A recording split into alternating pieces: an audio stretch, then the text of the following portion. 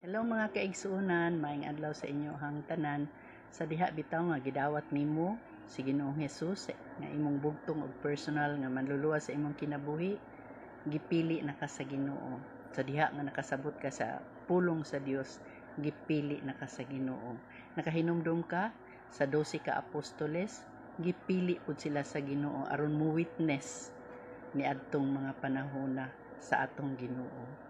So kita pud karon kay kini nga pulong wala ni siya mausab, gipili pud ta sa Ginoo aron mosunod sa iya.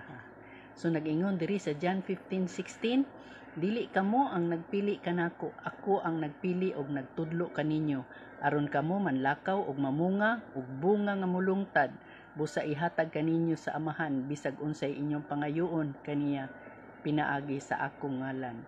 So inana, kung kita may pagtuo, pwede na ta mangayo ug unsay atong gusto pinaagi sa ngalan ni Jesus. So maura to, salamat kay sa pagpaminaw. God bless.